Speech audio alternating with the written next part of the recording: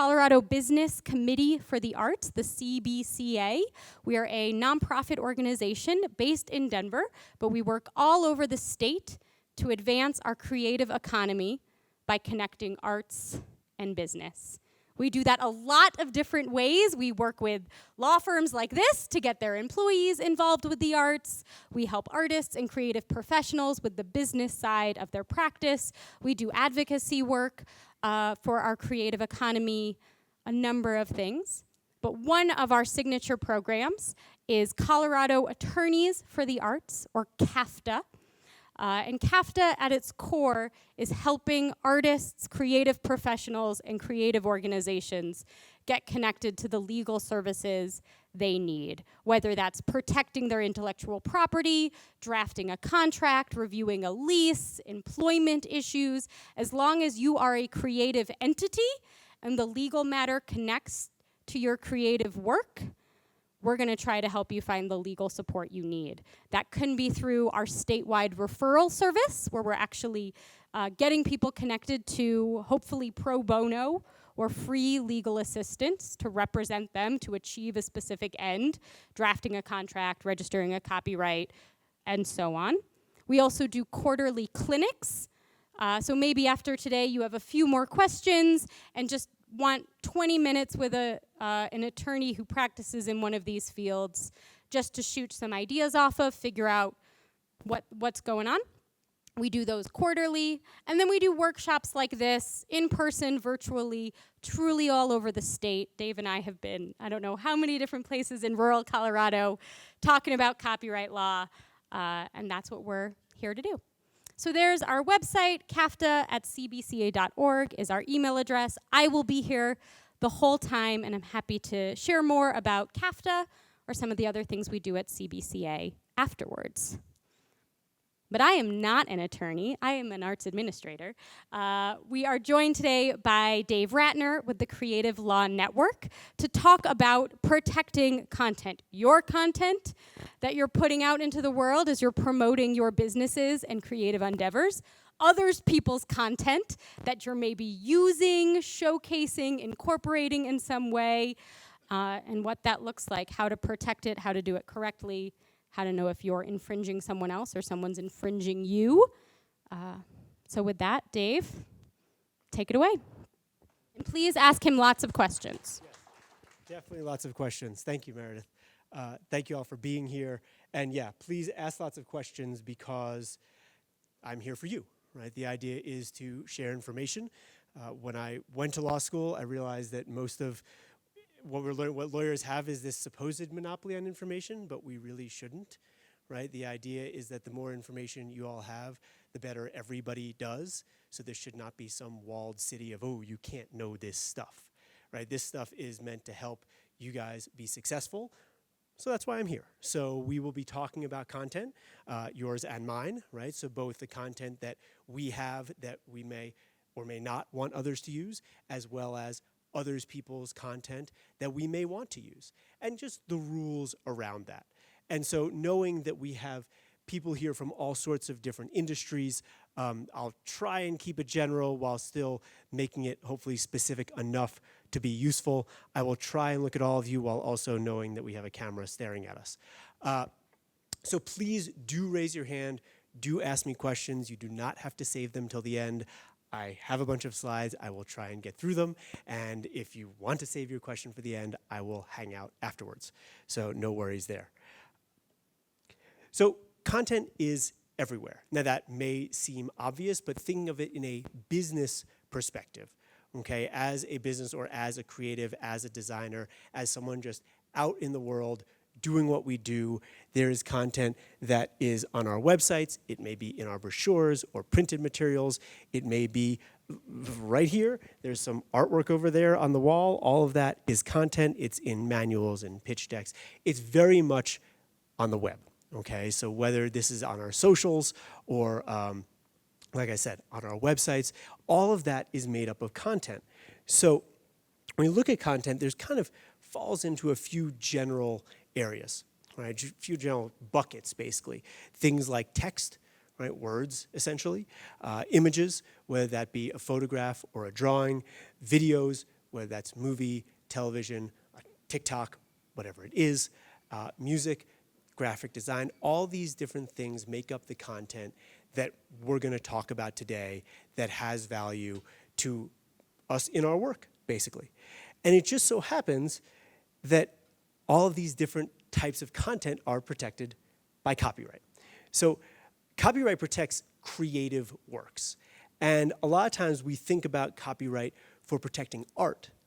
But in fact, copyright protects all these things as it relates to our work in business as well, and also that kind of intersection of arts and business, as Meredith was just talking about. But really, when you think about, or when I think about, in my line of work, a website that may have some really cool graphics, maybe it's got motion graphics on it, that is a creative work. There is someone back there who created that, that design and that work, and that is creative, that is protected by copyright. So copyright applies to business content as well. And copyright is, I mean, this is a federal copyright law. Copyright is a type of intellectual property. So intellectual property is basically, is property. It's something we can own, something we can buy and sell or rent to someone else, but it's just something we can't touch. So in the same way, I could own a car, and I could buy it or sell it or rent it. Well, I can own a copyright, and I can buy it or sell it or rent it. It's just that the copyright isn't tangible. That's what makes it intellectual property. Other types of intellectual property include trademarks, which I will talk a little bit about, patents, trade secrets. So these are all types of intellectual property that, again, are relevant to business in a lot of different ways. But copyright is a lot of what I'll talk about for the next little bit anyway, because that is how we talk about how we protect our creative content and how others are going to protect their content that we may want to use. So again, trying to cover it from both sides. So thinking about what is protected by copyright, the law says that copyright protects an original work that is fixed in some way. Fixed meaning it's captured, like a photograph. Okay, so it's captured, you can actually see it somehow, or there's a recording of music or video. So in other words, it's a creative work, it's an original work that you can somehow see and transmit, show it to others, and that's really all that is necessary to make up a copyright. So we see I see copyrights everywhere. This is what I do. But in fact, these are the different types of works that the law says copyright protects. And I don't know if you folks in the back can see the slides very well. We can, great. So literary works, musical works, dramatic works, pantomimes and choreographic works, pictorial, graphic, and sculptural works, motion pictures, architectural works. Again, this kind of matches up with what I was saying a few minutes ago about the different types of content that we want to protect, that we want to think about or think about being protected.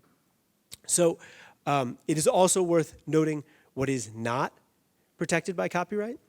So ideas are not protected by copyright. So if you have an idea, you say, well, I don't want anybody else to use this idea, it's mine, I own it, it's not copyrighted if it's just an idea in your head.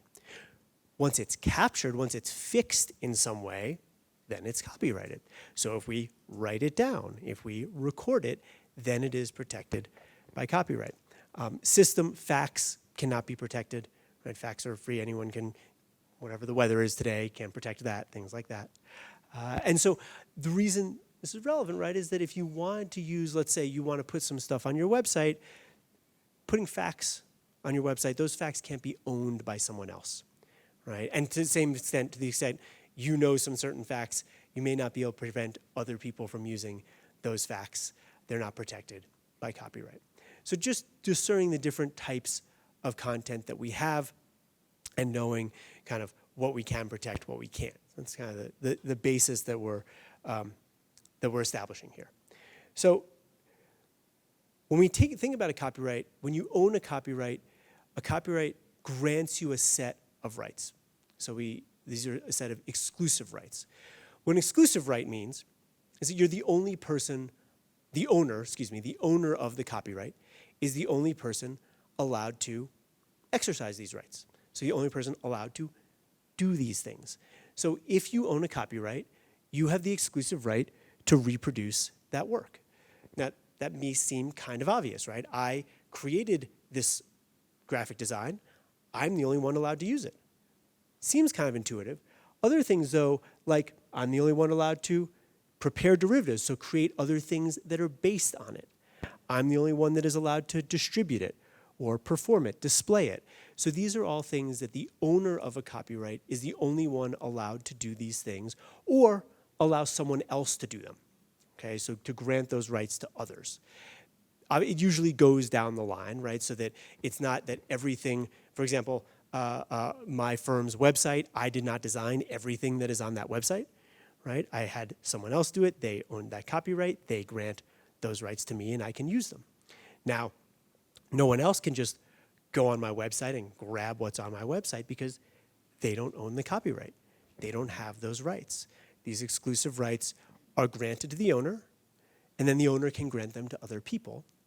So when we have our own content, right, if we own the copyright, we're the only ones allowed to use this, to do these things, excuse me. If someone else owns the copyright, well then, we would have to get the permission from them. We can't use those copyrighted works without permission. Excuse me while I grab a drink.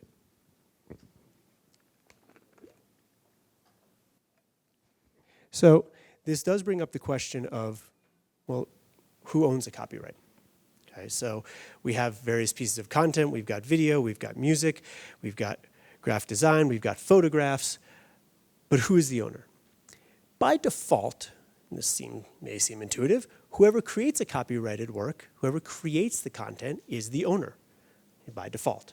So if I go and type up a memo, I type up an essay, I type up the text for a brochure, I'm going to own it. I said, sounds kind of intuitive. There's an exception here, though, because a lot of people are going to say, well, my employees created this. Do they own what they created? Because I paid them, shouldn't I own it? There is something called work for hire. Work for hire means I hired you to create this thing, therefore I own it. So when we have someone, let's say, on staff that is going to create the text for our website, and it is part of their job to create that text for the website, for our business, they are an employee, we hired them to create the work, and we will own the work as a work for hire. Yes? So relevant to me right now, I'm in the process of hiring somebody to create a company logo for my company. So there will be an example of that I'm hiring this freelancer to create the logo. I pay it, and after it, I own the logo. So yes, if you are hiring someone to create a logo, you would own the logo. Caveat, if that person is not your employee, that would not be work for hire. Work for hire is limited to an employee within the scope of their employment. However, law being the law, there's always an exception, right? And this is going to work really well. So if you're hiring someone to create a logo for your business, and you say, well, they're not an employee, so that means they're going to own it. Well, work for hire works in two ways. One is employee within the scope of their employment. Two is in a contract. So in a contract, you can hire someone who's an independent contractor, not an employee, and you can say, I'm hiring you to do this thing. All the details go into that contract. I'm going to pay you this much. You're going to deliver by this date. It's going to look like this. And it is a work for hire. I will own the result. So we can absolutely put work, if the person is not an employee, we can put work for hire in the contract and then still own the result. So yeah, great example. We're hiring someone to create a logo or create a whole website. I see this very often where someone hires a company to create a website, and they get this scope of work. The design company sends out, we're going to make this beautiful thing. It's going to be awesome. It's going to cost you not very much. We're going to do it immediately. But it doesn't say who's going to own it. So really important when you're hiring someone, and if you want to own it, let's make sure that contract has the work for hire language. Caveat, should have started with this. Nothing I say today is legal advice. I am not your lawyer. But generally, when you're writing a contract, you're going to hire a lawyer to draft your contract. No, that's actually a whole separate presentation on contracts. Maybe we'll do that next time. But contracts, let it be said, very important. Important to have when we're having business relationships, hiring people to do things.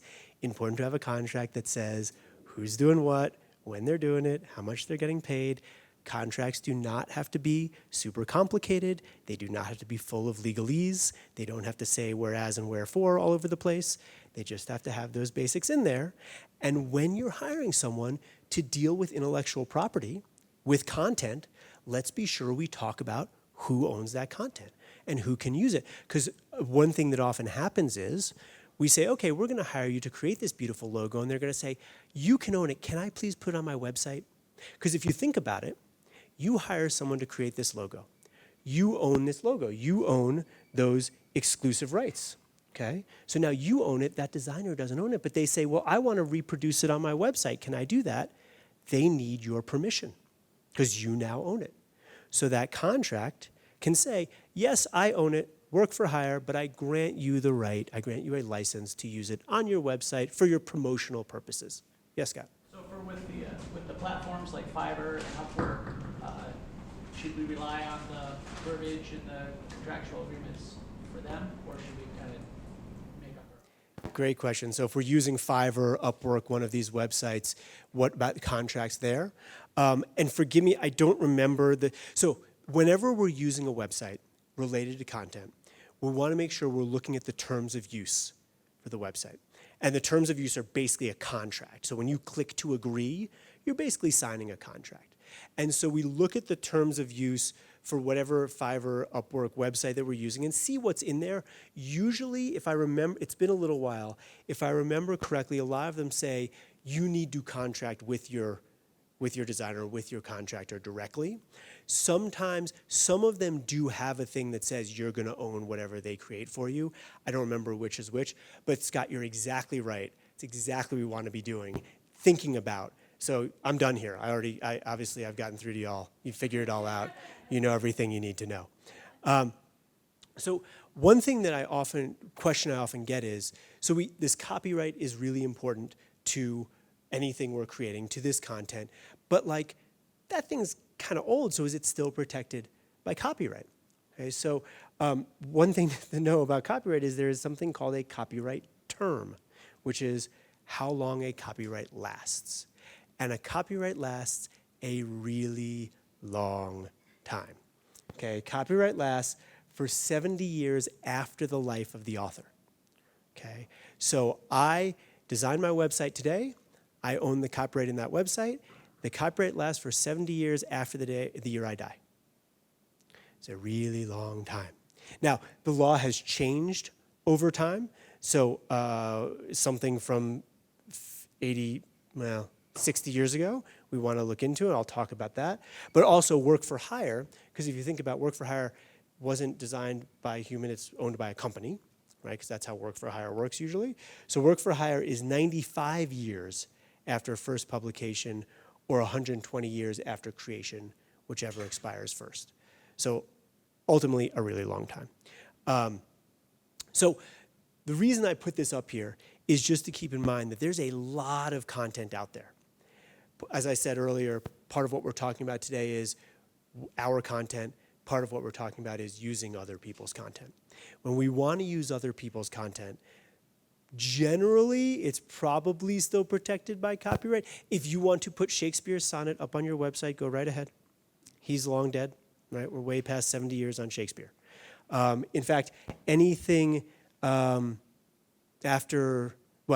US copyright law, because each country has its different copyright law, just to make it extra confusing. In the US, anything that was created before 1928 is no longer protected by copyright. But other than that, there's a lot of different copyright terms to consider, so things to think about. Yeah, going back to the logos, so I'm asking companies if I can use the logos for like testimonials. Should we get that like in writing in an email, or should we have like a contract with them giving us permission? Like how overkill do we have to go to ask somebody, hey, can I use the logo on my website?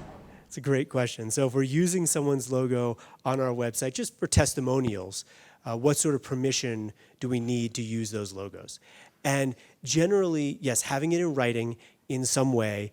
An email is great. something a little bit more formal is better, right? I think that it does depend on, for example, what that relationship is. And so, because sometimes we're using testimonials from clients, for example.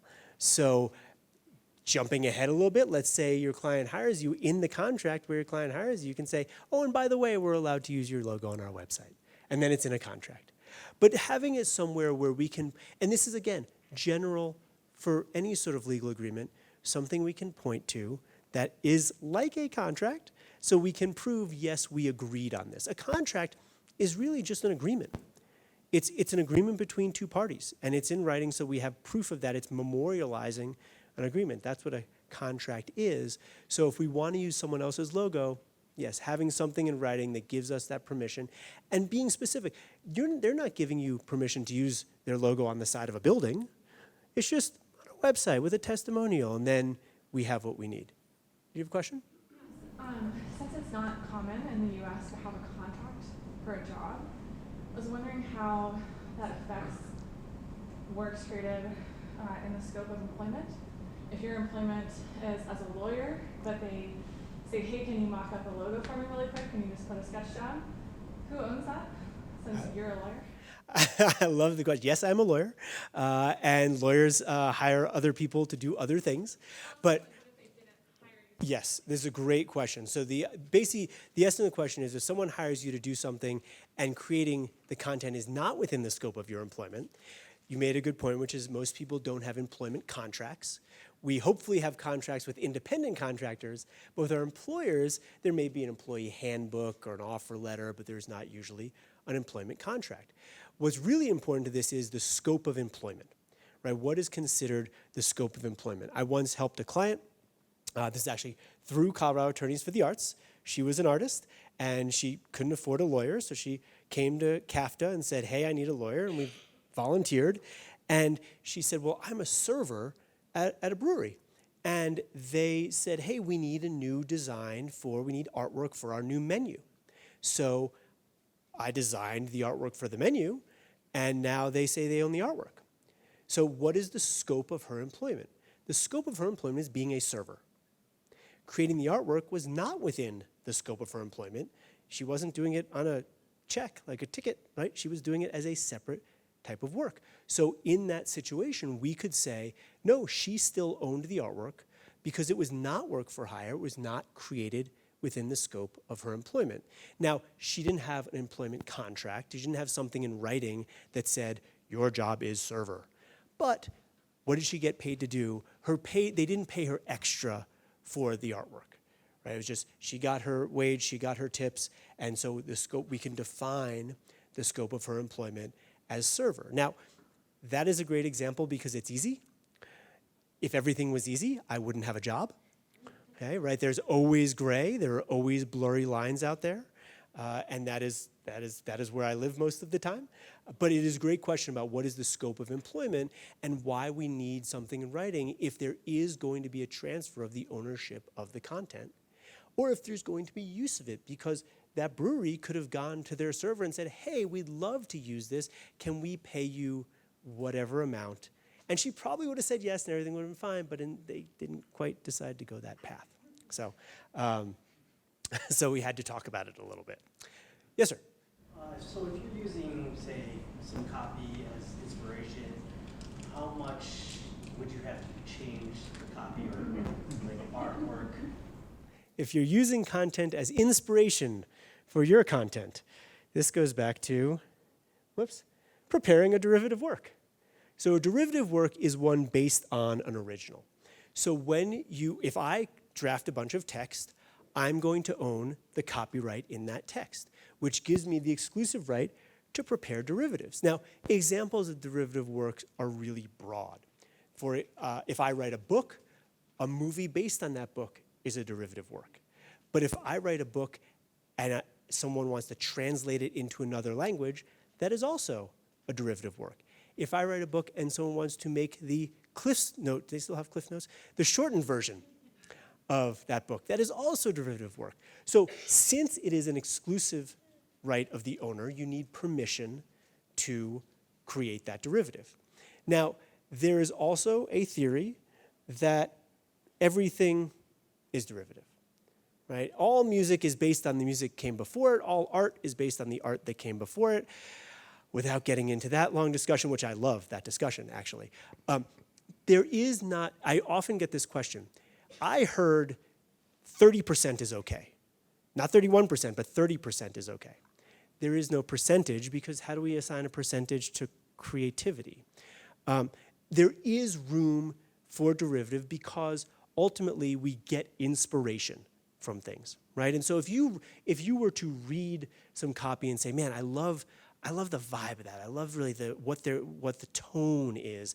And even though they work in video design, but I work in software design, I want to kind of get the same tone going. Sure, there's no protection over tone.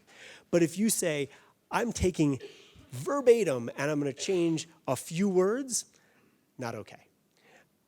There is not an easy bright line test for this. There is something called fair use, which is copyright fair use is something that will take me a whole 3 hours to explain, so I won't go too deep into it. But there is room, there are rules under which you can create derivatives without permission when it changes enough of it. And I'd be happy to give that presentation next year, or we may even have it on the CAFTA website somewhere. But fair use is something you can certainly investigate if you really want to dig into that, or hang out and I'll talk more about it afterwards. Yes? Follow up on that. So say you take a quote and you give attribution, it's short. Is that possibly fair use? So taking a quote and giving attribution is possibly fair use, yes. So, but possibly not, exactly. So, no, here's the thing. It is, you can just come up here and you got a law degree already. So, yes, there is certainly room for giving attribution, and because we're using a very small portion. But if you take a page or a chapter of a book, we can't just reproduce that. If we take one quote, one sentence out of a 500-page book, that is not likely to be an infringement.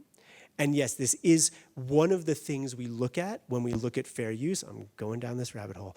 One of the things we look at is the amount and substantiality of the portion used, right? Because if we use an entire work, that is likely an infringement. We're reproducing the entire work. But if we use a small portion, and it's not a substantial portion, it's not the main part of it, then it may be a fair use. If you want to hear about fair use, you may have seen there have been a lot of lawsuits about music infringement, right? There was the Blurred Lines case, there was the Stairway to Heaven case, there was Ed Sheeran's case. No one's nodding, so I guess I'm in the world all my own. Okay, we got a few nods, good. So this is in the news. I'm not just in a hole in a cave by myself. But this is all infringement, okay? And the conversations, or rather the arguments in the courtrooms about those music infringement cases are oftentimes about fair use. So if you wanted, there was actually just, there was a Supreme Court case that came down with Andy Warhol and a picture of Prince. We got some nodding on that, great. So that was a fair use case. And for copyright nerds like me, it was really exciting. So again, I'm happy to talk about that later. So a little bit more about copyright. I talked about the copyright term, how long it lasts. When something expires, when a copyright expires, it goes into the public domain. So people say, oh, I can use that, it's in the public domain. If you want to use content that is not yours, finding content that is in the public domain is a way to be safe. Figuring out whether it is in the public domain is not that easy, but like I said, if it was created before 1928, pretty likely it's in the public domain. And so basically, what I was saying before, in between now and 1928, the reason it's difficult is because the copyright law has changed. There was a time where we had copyright that had to be renewed. So if a copyright wasn't renewed, it would then go into the public domain. We no longer have that. But looking back, someone says, oh, this thing from 1943, well, let's go look if it was renewed. Well, let's go look in the database. Well, the database is complicated. So generally, you just want to be careful with these things, generally is what I'll say. There are plenty of things you can look into to try and figure them out. But we want to make sure we're basically clearing rights. If we're using someone else's content, make sure we clear the rights. And that clearing the rights means we know we have the right to use them. I very frequently deal with people putting together videos, especially like documentaries, where documentaries, if you think about it, are full of old videos and old photographs and old pieces of music. We need to make sure we have the rights to every piece of content to create that documentary. So we're clearing all of those rights. Again, this is why I have a job, and there's a lot to it, but just to give you other applications of how this works. So I had an original question, now I have a second question. You've got a documentary, which is where I'm going with the future. But I'll start with the first one, because about public domain. This is more of a curiosity. For concepts that were almost unapologetically definitely public domain, like we're talking Greek myths, we're talking Nordic tales, stories that are hundreds of years old, they're definitely public domain, for use. But obviously many of those get adaptations that are more modern. Marvel has their version of Thor, Disney has their version of Hercules. So how does that fun whole piece go into like, I based Right, how are new things protected when they were old? Comes in and goes, well, no, this is based on my offshoot adaptation that was made in the 1980s. Sure, so when something is in the public domain, but there's a new version of it, how is that protected? And what's protected is what's added to it. So when you take something that is someone else's or that is in the public domain, but we add to it, there is new copyright in whatever was added. So that is how when we may have a Greek myth that is now told by Disney in a new movie, Disney can say, we have the copyright on this. Because when you think about a Disney movie, yes, there is the storyline, there's also all the animation, there's all the voiceover, there's all the music. All of that is new copyrighted material. A movie is a great example of things that are made up of a lot of different copyrights. And so, yes, something originally is in the public domain, we add new things to it. And this also applies to us in our normal, because I'm not Disney and I don't think you are either. When we make new things, we want to think about, we may be using something public domain, we may be using something that is someone else's, and we have their permission, and we want to think about what are we adding to it, and do we have the permission to do so. Do you have a question? Yeah, I just had a quick question in terms of clearing rights. Do you go through that in terms of like some state database, or do you have to go straight to the source or the creator or the author of that work? It's a great question about clearing rights. And I think actually I will get to that in a little bit, so I will talk about licensing in just a little bit, but thank you for that, and we'll get to it in just a second. One other thing I want to talk about regarding copyright is copyright protection, because you may have seen this copyright notice, which is the Circle C, we call it. And the Circle C is a way of saying, hey, I own this copyright. We usually put the proper way to use a copyright notice is the year of creation and the Circle C and the name of the owner. So this presentation is 2023, copyright Dave Ratner. I did write all this all myself. And it's important to think about copyright notices, both for your own, when you create your website, when you write your manifesto, put your copyright notice on there. It is a way of saying, this is mine, I own it. Also looking for copyright notices on other things to make sure, to see who else owns what we might be using. Copyright registration, I will mention very briefly, because a copyright exists as soon as it is created. So as soon as I typed out this presentation, I owned the copyright. Now, I can also go get a copyright registration from the US Copyright Office. And the reason we do registrations is because it is legal proof of ownership. So if you are investing a lot in your content, pursuing a copyright registration may be worthwhile, because the reason we need that legal proof of ownership, if someone ever infringes our rights, if someone ever steals our copyright, we need that registration to go to court. Now, I hope none of you are ever in court. It is not a fun place. But if you ever had to say, hey, cut that out, stop using my copyright, or I'll sue you, we need to have that registration as the proof. You can do copyright registrations at copyright.gov. It is not a great website, but they're working on it. I do a lot of registrations for my clients because they just don't want to deal. But it is getting better. There's some tutorials on there. It's just tricky. You just got to be careful when you're doing a copyright registration to make sure you're filling out the application properly in the right way. If you have questions, please give me a call. They don't answer the phone very quickly, but it is still recommended. It's still a good thing to do when you're investing in a new creation. To protect it, a registration is usually worthwhile. Yeah. I have two quick questions. For the copyright notice, where it says like year and then like owner, so say my content on my website, I wrote it last year, but my website, I updated it this year. Would it be like 2022 dash? So when we update a copyright, yes, we can just put the most recent date. You can just put 2023 because you updated it this year. Yes. Is the owner always the person's name versus the organization or LLC? It's a great question. Is the owner the person's name or the organization? This comes back to our work for hire issue, right? Because if you are an employee working within the scope of your employment, then the employer would own the copyright. We can have a whole law school exam on whether this is for my employer or not, right? And that goes down a whole other rabbit hole. But yes, it can certainly very frequently, in fact, most copyrights in business are probably owned by the companies. So yes, it is perfectly reasonable. That could say 2023 Copyright Creative Law Network. Absolutely. Does the work have to be complete before sending it to the Copyright Office? Does the work have to be complete before sending it to the Copyright Office? It does not, but you'd have to go re-register it when it is complete, right? So, because usually you want the complete version as what's registered. So we usually wait until it's in some final format, basically. We got a notice here. Oops. Okay. So I also want to make sure we talk about infringement, because infringement is use of a copyright without permission. Yes, you had one more question. With the registration stuff, I know it's probably a virtual impossibility to give advice. I'm like, how do I know? Right? Like I have all these workshops that I do. Like when's the line of like, yes, this is my content that I give presentations all the time, and like when should I copyright it versus when should I register? When should we submit a registration? It really varies per work, right? So the thing is, there's nothing wrong with registering.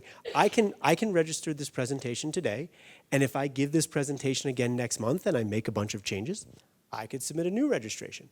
If the only thing I change is a few punctuation marks, probably not worth making the new registration because it's pretty much the same.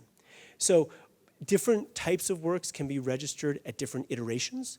It really just depends on what you're creating. A registration fee, the filing fee, is about $65. So how often do we want to spend $65? There are exceptions to that, as I said. It's a little complicated, but that is one of the things. Is it's a decision based on the type of content we're registering. So. Right. If we want to do a registration, if we want to have that proof of ownership in the circumstance where somebody infringes. So for most of my clients, I'm telling them, if you're putting it out there in the world, and you'd be upset if somebody stole it, good time to think about doing a registration. Yes, ma'am. What about formatting? What if it's electronic book versus print book? Are those two different copyright registrations? Is the formatting different based on, registration different on format? No. So a book, the registration for a book, whether it is in print format or digital format, it is the same registration. This is where it gets tricky because the proof you have to show the Copyright Office differs. So this is where I could do a whole presentation on how to do copyright registrations, but that is where we get in kind of stuck in the details sometimes. So talking about infringement is just important because I want to scare you away from ever using someone's content without permission, which none of you would ever do, I know, but maybe your friend might, right? Infringement is basically using someone's copyright without permission, and the idea, it's an infringement if one of those exclusive rights is used. So if someone reproduces without permission, creates a derivative work without permission, displays without permission, those 6 things that I listed earlier, that's what constitutes infringement, and it is a violation of federal law. There's all sorts of scary penalties. You can have to repay your profits. You can have to pay damages of up to $150,000 per infringing act. There can be a restraining order, all sorts of ugly things. And as I said, I know none of you would want to infringe someone else's rights, but just as a deterrent, also, if someone else is infringing your rights, here's all the things that we can scare them with. I hope none of these things ever happen, but it's a good thing to think about how important these things are.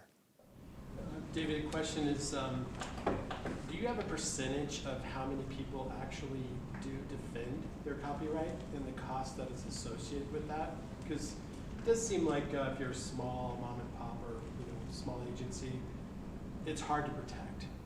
So how often and how many people protect their copyrights? And that it's expensive or can be cumbersome.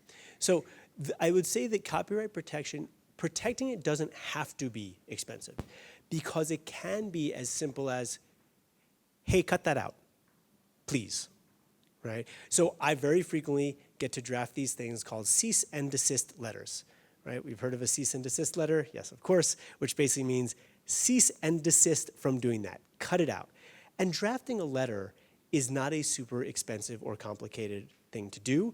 I will warn you, when you're drafting your own letters, be careful, because as they say on television, everything you say can and will be used against you in a court of law. But hopefully you're never in court. So the thing is, to get as far as an infringement lawsuit is rare in the scope of infringements out there. That does not happen very often, because infringement lawsuits, or lawsuits in general, are very long and expensive. It is not like TV, where it's over in an hour. It takes years, can cost hundreds of thousands or even millions of dollars, and therefore we usually try and negotiate these things out. We usually can try and find a settlement. As an example, I mean, in all the years I have been doing this, a very small handful of things have actually gone to court, because we've generally found it is far wiser and everyone's going to be far happier if we can avoid that. So I don't have a percentage for you, but certainly most things can be negotiated and settled among reasonable people most of the time. So we were talking about clearing rights, or we had a question about clearing rights. And so this is about using others' copyrights, right? How do we know if something, we know, jumping ahead here, but all this is stuff I already was mentioning before, that if we want to use someone else's copyrights, how do we know if it is copyright? How do we know if it's something that is protected? So, as I said earlier, just about everything since or rather, most recent works are still going to be protected by copyright. The Copyright Office does have a database of registrations. That is not a database of everything that is protected by copyright, but it is a database of copyright registrations. You can look in there. You can also contact the copyright owner. Say, hey, you wrote this. Is it still protected by copyright, or can I use it? And the can I use it is about getting a license. So this is how we clear rights, is by getting a license. And a license is basically a grant of rights from the owner that says, you own this, I want to use it, and you're going to license it to me, you're going to grant me the rights to use it under these specific terms. Yeah? I think this literally goes right into what I was going to ask. Okay. So I do a lot of editing, commercial creation, and most of my stuff I'm filming myself, and sometimes I use stock footage, I use stock music. I will definitely be talking about that, yeah. So when we're talking about a documentary, a film, we're going to be using a lot of other video, stills, music. There's a lot of stock out there. So there are two different types of licenses. There's a direct license, where you say, you own this particular video clip, can I use it? Yes, person A grants person B the right to use the content. There are also blanket licenses. Blanket licenses are common. We see this in stock libraries, stock footage, stock music, and it's usually an online service most of the time. So blanket licenses will grant rights to a whole library worth of stuff, and it's a great way to find content that you can use generally for hopefully a reasonable price, and that you'll know you can safely, you've cleared these rights. You've gotten the rights to use the content for your purposes. Now, one thing about, with direct licenses, I would say a license always has to be in writing. that goes without saying. I said all contracts, or we should have contracts for everything that we want to do in business. A direct license, I run into this frequently where people say, oh, I've got a license. It says I can use it. We want to be a little bit more specific than that. We want to talk about exactly what is being licensed, exactly what use is allowed, things like what formats we can use it in, what territories we can use it in, how long we can use it for, what the payment schedule is. So it's not a 20, 30-page document, but it's also not a one-page document. There's usually a bit of detail in a license because we want to make sure we know exactly what the terms are. And by the way, I'm happy to share these slides later if that is helpful. Great, cool. The difference being a blanket license is generally terms that are free to or that are open to everybody. So it's not a one-to-one relationship. A blanket license is going to be, anybody out there who pays the fee or clicks the box can use everything in here. So we really want to pay attention to those terms of use. Right? I said how when we click online, we're agreeing to terms of use. Terms of use are like a contract. And so when you sign up for a stock library, you are agreeing to their terms of use.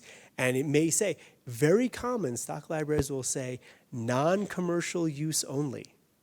So beware of that. Non-commercial does not mean I can go use it for my business.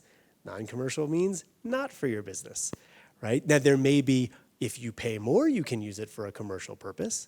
So you want to just read the small print, right? If you're going to be doing this stuff, we want to read the small print to make sure that we can use it for our purposes.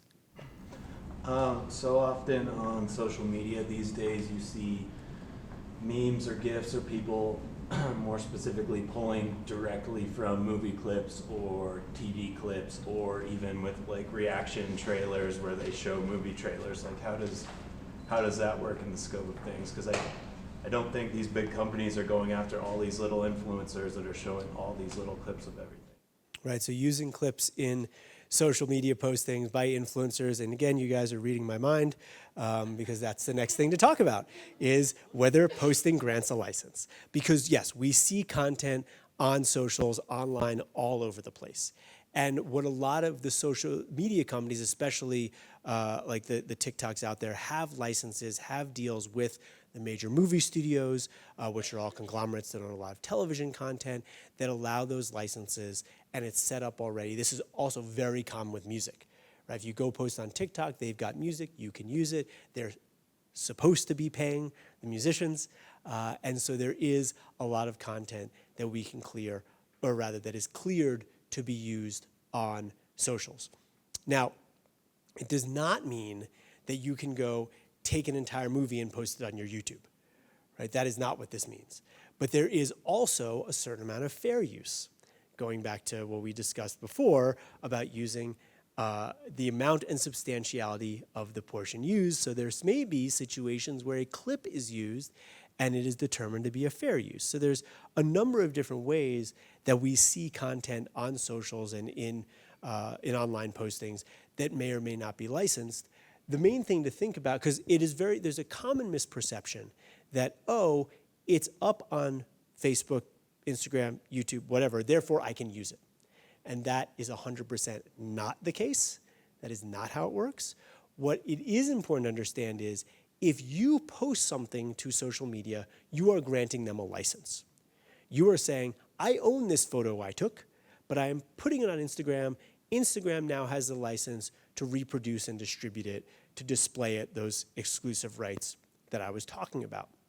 Now, someone can repost on Instagram or on whatever social we're talking about, and this goes back to the terms of use.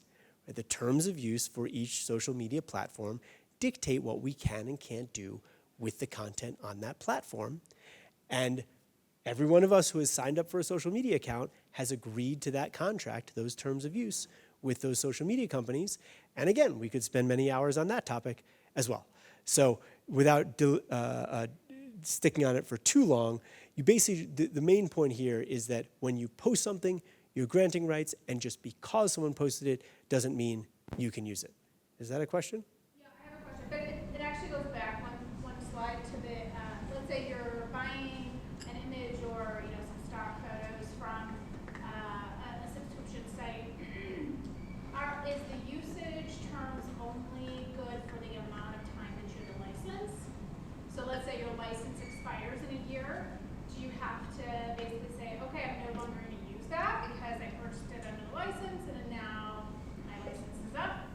So if we use content from a library, how long can we use it for, essentially, right? Because the license may expire. You may only pay for a year, but once you put it on the socials, it's there forever. It will depend on the terms of use. Generally, what they will say is, acknowledging the realities of the world, that you're not going to go and take down all your posts. They will generally say, what when you use it now, that use can continue. You just can't use it again after you've stopped paying us. It will depend, though. I can't promise, because it's just going to depend on the terms of use for that particular library, for that use. But that's usually how it's handled, with a lot of different types of licenses. So I want to make sure, I want to finish up copyright real quick, talk about trademark real quick, because I know I'm running short on time, but generally, knowing copyright means knowing content, and that the rights to the copyright generally equal the rights to the content. I think you guys have got that figured out. Yes? Previously, you said in order to take someone to court, for example, that you need to have your copyright registered. Are you out of luck if someone's using your intellectual property and you don't have it registered? So if someone is using your copyright without your permission and you do not have a copyright registration, you will need to go get one before you can take them to court. You can go get the copyright registration afterwards. However, if it is more than 90 days after the publication of your copyright, there are certain damages you won't be able to get in court, basically, and you also can't go backwards, right? It's like, and here's the thing, Copyright Office could get a registration back to you in 3 or 4 months. It could be 12 or 18 months. They are not swift. It is not Amazon.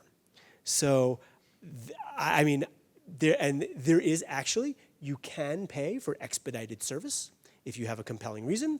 It will only cost you another $800 for expedited service. So, not saying you have to register your copyrights, just telling you how it works. So the one other thing I want to talk about is trademark, because trademark is content as well. And in the business world or in our lives, we run into trademark everywhere. As someone who does trademark every day, I see trademarks everywhere. Trademark is basically, we say it's how we identify a product or service. Trademarks are all around us. This little Den Startup Week is a trademark, and so is Green Spoon Martyr. That is also a trademark. So brands, products, logos are all trademarks. The law says any word, name, symbol, or device that identifies the source of a product or service. Basically means when you see something, you know what it is, you know where it's coming from. Here's just some trademarks you may have seen out there, like the apple that's on the back of everyone's computer or phone, or Google or Amazon. These are all trademarks. And the idea is when you buy an Apple product, you know the source, you know what to, or you should know what to expect. When you go and grab a blue can of cola that has that globe-looking thing on it, you know it's going to taste like a Pepsi, or you know what to expect. There are 3 basic types of trademarks. There's what's called a word mark, so the word Nike is a trademark. There's also logos, so the Nike swoosh is a trademark. And there are taglines, just do it, is a trademark. The reason this is important is because people own trademarks, right? And so when you own a trademark, you have the exclusive right to use the trademark. Trademark rights are based on use, okay? So that means, and the reason this is important is because you may own a trademark, you don't even know it yet. Okay, so if you have a business, you named your business, you have a trademark. You're using it in the world, you have established some common law rights, you are using your trademark, and that has value. Just like Amazon, Google, and Apple have trademarks that have a lot of value, and I can't go start a new computer company and put an Apple on it, right? Because that is their trademark. I can't use theirs without permission. You may have a trademark that you can protect so other people don't use your trademark without permission. I mentioned common law rights because common law rights are established similar to a copyright. As soon as you start using it, you own it, right? Common law rights are limited to the goods and services with which the mark is used and the geographic area where you're using the trademark. And as with copyright, the user of the trademark is generally the owner of that mark if it doesn't infringe someone else's. So we can't have a trademark that is similar to someone else's trademark. The best way to prove trademark, however, is with a federal registration. Federal trademark registration is the best proof. It gives you nationwide priority rights, okay? And there's great value to that. It is way more expensive and more complicated than a copyright registration. So it isn't something I would recommend doing on your own, but it does have value if when you're investing in branding, when you're investing in a business, this is something to think about. And also something to recognize when someone else has gone and gotten a registration, it means they've invested in their brand and in their trademark. So, as I said, similar to copyright, you need permission to use someone else's trademark. There is some trademark fair use. Someone had said before, can we refer to it like in a testimonial, or when we said, can we use attribution for a quote? If we want to say, I love my Apple product, fine. That's a fair use. It's referencing something factual. That is a trademark fair use. However, like I said, if you want to say, I'm creating new products, they're just like Apple, a little bit different. Did you have a question, sir? Yeah, I have a question. I wonder if companies are bound by anything. Let's say I own a company, and let's say hypothetically it's a social media company, I'm like Instagram, and I host a contest, and I invite everybody here to post their content.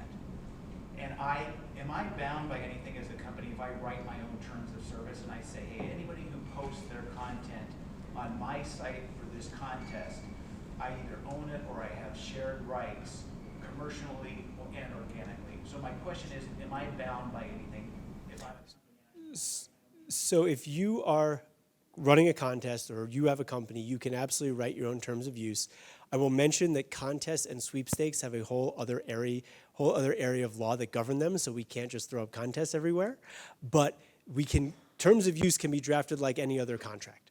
So we can do them in any which way, but there are guidelines we're going to have to follow. I think a couple more things about trademark that I'll get to in my last 2 minutes here, that there are certain trademarks that are not protectable. So descriptive trademarks.